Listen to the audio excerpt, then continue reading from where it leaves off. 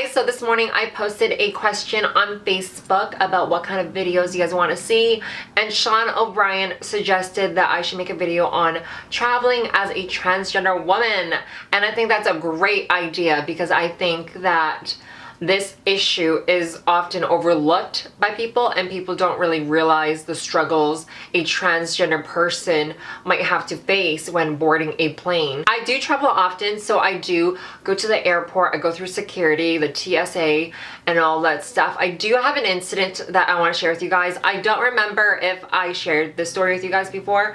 If I have, I'm sorry if I'm repeating myself, but for those who are new or something or never heard of this story, let me share it again.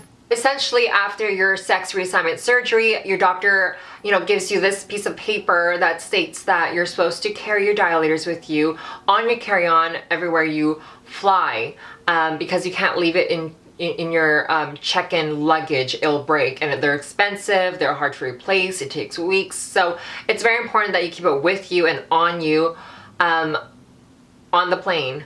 So anyways, I forgot where I was traveling to. I was going through a security checkpoint, TSA. I guess they found like the lube that I was carrying with the dilators, and they were so fascinated by what this thing was because it didn't look like a dildo. It was just these instruments of some weapon sorcery stuff, and they like pulled my bag aside. They're like, instead of pulling me aside to a room or something, they kind of made it a really big deal in front of everyone. The guy behind me, the guy in front of me, the guy in the next lane. Everyone heard what my business was, and I had to explain to them what these were, and they kind of outed me out, and I feel like that could have been dangerous for me, but they still didn't understand what I was telling them. And I don't think they knew I was transgender, but basically they're like, what is this? We need to break these open to see what's inside. I'm like, you can't break these. These are dilators, these are instruments, and they just didn't believe me. They thought I was some terrorist, apparently.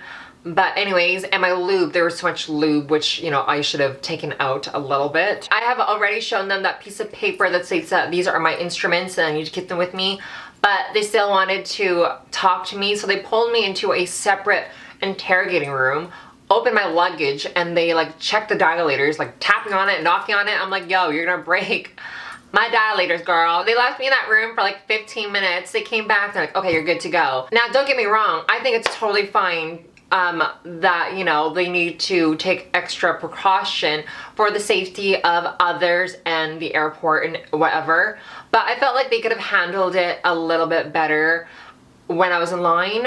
They basically made me out myself into people around me, and I just don't think that's fair. Otherwise, that is the only incident that's ever happened to me traveling.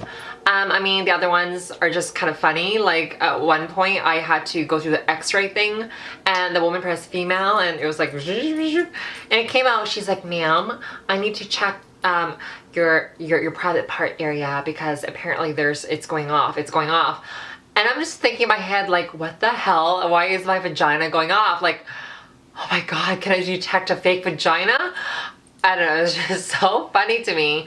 I don't know, I thought they maybe like forgot some metal tool in there or something, but it was all fine. It was just a glitch or something because I went through it again and it was fine.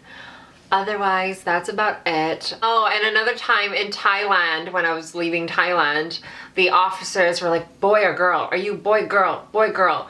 And I spoke to them in Thai, and I said katoi, which means, transgender or lady boy.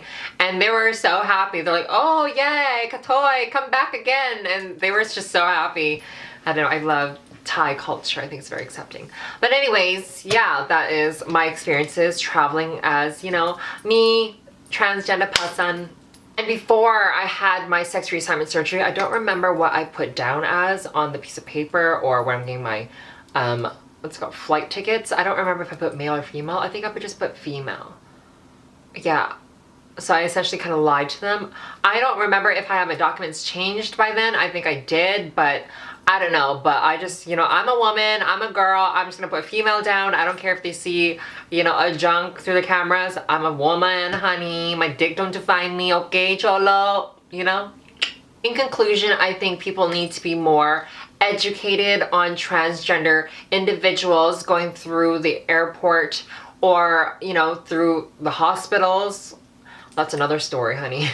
But I just feel like people need to be more aware and more educated on how to deal with people like me and not embarrass us in front of the whole entire airport facility, if that makes sense. That's all I have to say. And also for those who are traveling abroad in the future, just to be honest, I guess I wasn't really honest, but you know, just be honest. You don't want things to turn ugly or messy, but you know, yeah. But I do want to know if there's any transgender people out there who have encountered a difficult situation with border security, or you know, a situation where things were not handled properly. Let's discuss it. I think this needs to be talked about more. The last thing that needs to happen is people being stuck in a foreign country and dealing with a lot of bullshit. So yeah, please let me know so we can talk and mingle. That is all. Thank you so much for watching. I love you guys. I'll see you guys very soon. Bye. Mwah.